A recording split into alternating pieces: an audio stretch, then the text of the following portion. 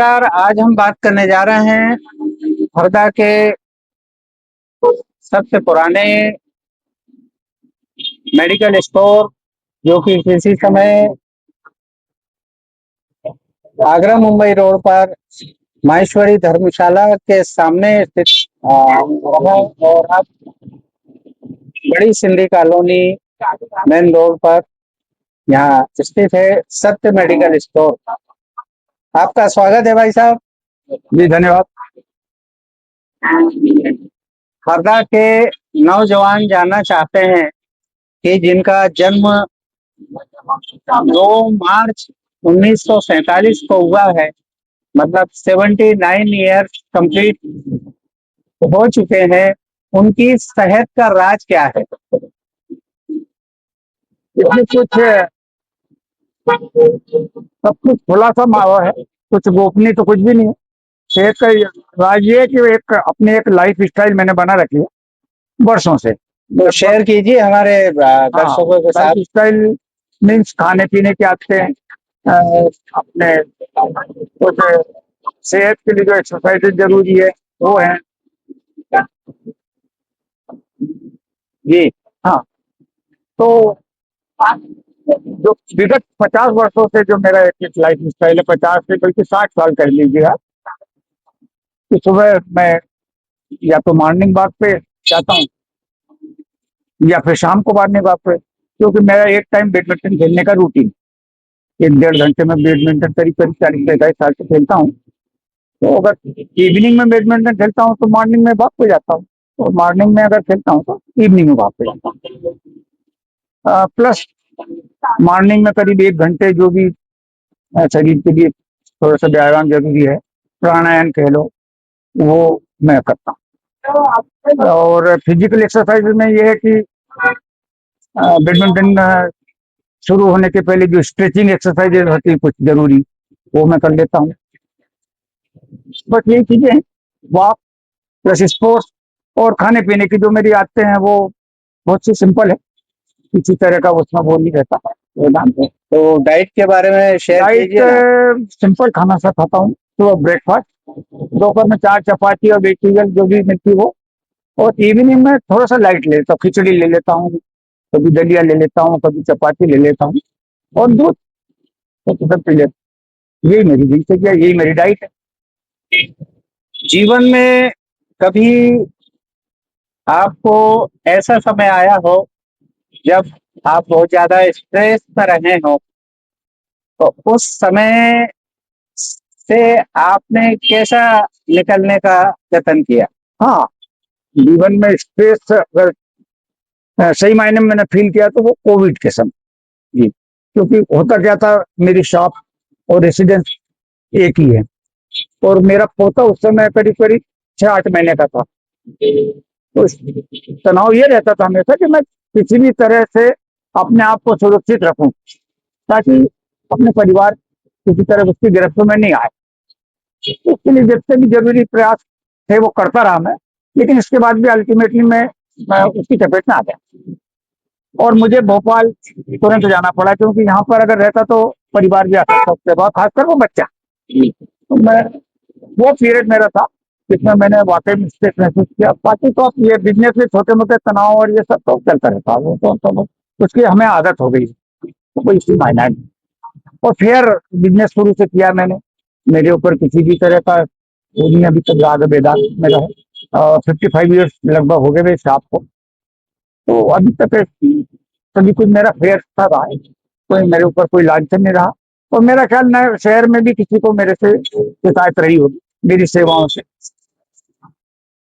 तो हमने देखा है मेरे बाबूजी के समय से ही आपके और उनके बहुत बहुत अच्छे बहुत गहरे बहुत संबंध रहे हैं। बहुत आत्मीय संबंध, और बड़े मजाक यार, वो शाम को इवनिंग पे 5-10 मिनट मजाक रोके करते ही थे। बड़े पुराने संबंध है आपके परिवार में।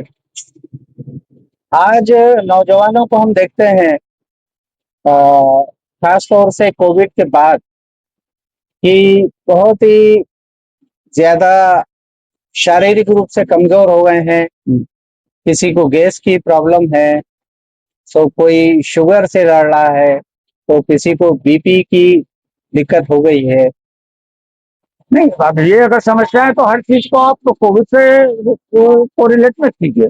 ये सब चीजें और भी कई कारणों से हो सकती है, और उसका एक ही तरीका है कि आपकी फिजिकल एक्टिविटीज बनी रहे, और खासकर वॉकिंग पे मैं ज्यादा जोर देना चाहता हूँ कि वो हर चीज का समाधान है। अगर शुगर के पेशेंट हैं तो भी वॉक बहुत जरूरी है, ब्लड प्रेशर के हैं तो भी है, और ओवरऑल तो वॉक से फायदे ही फायदे हैं। क्या संदेश देना चाहेंगे युवाओं को युवाओं युवाओं को यही कि जो मैंने लाइफ स्टाइल थोड़ी सी अपना रखी है, आप अगर संभव हो तो फॉलो कीजिए जितना भी कर सकें आप, है कि नहीं। और कुछ आते हैं उनसे बच के रहिए, खासकर टूबे को। अगर ये सब करते हैं और थोड़ा सा शरीर को आप 1 घंटा तो कम से कम आपको देना चाहिए, दोनों समय? दोनों समय दोनों। इतना अगर आप देते हैं तो स्वस्थ जीवन जी सकते हैं, कोई ऐसी प्रॉब्लम नहीं हो सकती। लगभग आपको 65 साल से अधिक इस दवा के व्यवसाय में, मेडिकल स्टोर में हो गए हैं। 55 साल। 55 बरस। लेकिन शिकायत के नाम पर आज तक आपके खिलाफ कोई भी शिकायत नहीं, सुनने कोई में नहीं आई। हमारे विभाग में भी कोई ऐसा वो मेरे खिलाफ कुछ नहीं।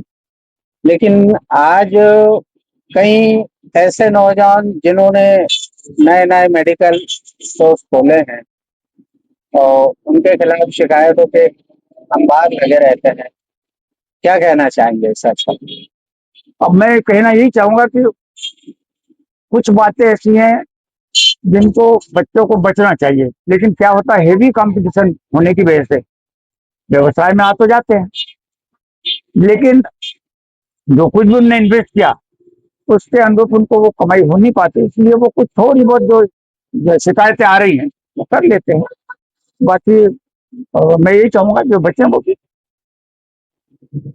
एक और चीज ऐसा में हम देख रहे हैं कि किसी ने कोई ट्रेड की दुकान खोली और अगर कुछ समय तक उनको इच्छानुरूप परिणाम हासिल नहीं हुआ तो वो अपना बिजनेस तब्दील कर देते हैं। हाँ, लेकिन आपको सतत मेडिकल लाइन में 55 बरस हो गए, कभी आपको ऐसा कोई अवसर नहीं आया? इस तरह की स्थिति निर्मित नहीं हुई। जब मेरी दुकान बॉम्बे रोड से थी और वहां से मैं शिफ्ट हुआ कोर्ट के आदेश के अनुसार यहाँ घर पे, तो उस पीरियड में 1 आध महीने में फर्नीचर वगैरह तैयार हो गए, लेकिन मैंने किस तरह की कोई परेशानी अनुभव नहीं किया। मेरा बिजनेस भी बरसों से जुड़ा हुआ हूँ कस्टमर से, तो मुझे कोई प्रॉब्लम नहीं है। और इतने हेवी कंपटीशन में मुझे जो मिलना चाहिए अपना बिजनेस वो मिलता है बराबर। आज देखने में ये आ रहा है कि हरदा जिले में, हरदा नगर में पैसा तो बहुत है लेकिन रोजगार कम है, और रोजगार को तलाशने के लिए लोग बिना सोचे समझे कोई भी काम धंधा शुरू कर देते हैं और परिणाम अंतोगत्वा शून्य होता है। ऐसे नौजवानों के लिए क्या संदेश? मैं यही चाहूंगा कि वो कोई भी बिजनेस या किसी धंधे में आने के पहले उसको अच्छे से समझ के बाद देख करने की भाई फला दुकान या फला बिजनेस बहुत अच्छा चल रहा है तो मैं यहाँ चल जाऊंगा। कई कारण रहते हैं, कंपटीशन बहुत ज्यादा है, और बिजनेस स्टार्ट करने पहले अच्छे से आप सर्वे कर लें कि आप कितना इन्वेस्ट कर रहे हैं और उसमें से कितना आप वो कर सकते हैं, तो ये सब बहुत जरूरी है। और नहीं तो परिणाम वही होता है कि आप साल भर में वाइंड अप कर लेते हैं, तो उसमें नुकसान है। इसलिए बिजनेस शुरू करने के पहले अच्छे से समझ लें कि आप जिस बिजनेस में जा रहे हैं उसमें कितना कंपटीशन है, कितना इन्वेस्टमेंट है, उसमें तुमको क्या मिल सकता है। कई लोग ऐसे हैं कि जो किराए भी नहीं निकाल पाते, साल भर के बाद बंद कर देते हैं। ये स्थिति आती है, इसलिए बस कोई भी बिजनेस स्टार्ट करने के पहले उसका पूरा वो करना चाहिए। एक सवाल और है मेरे जहन में, पुराने हरदा और नए हरदा में क्या चेंज देख रहे हैं आप?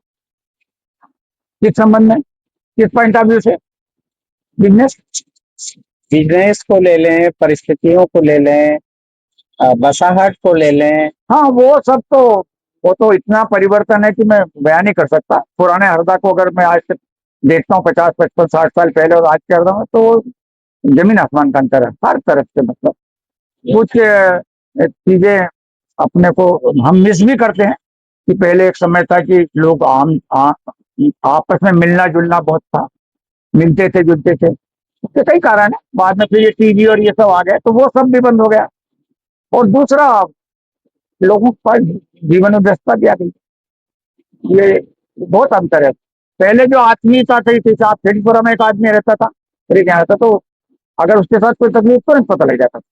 तो ये अटैचमेंट था वो नहीं रहा।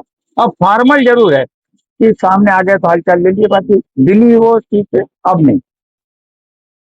पहले का दौर फिजिकली मिलने का था, लेकिन अब सोशल मीडिया आने हाँ, के वो एक माध्यम हो गया है, हम सामने उससे जुड़े हैं। वो तो खैर उसके फायदे भी कि आप सोशल मीडिया से कहीं से भी जुड़े हुए हैं, फिजिकली तो नहीं मिला। धन्यवाद सत्तू भैया। तो ये थे सत्तू मेडिकल स्टोर के ऑनर, जिनका अभी मेडिकल स्टोर बड़ी सिंधी कॉलोनी इंदौर रोड पर है। और इनके सेहत के राज से लेकर और हरदा के कल्चर को लेकर हमने बात की है। धन्यवाद। धन्यवाद।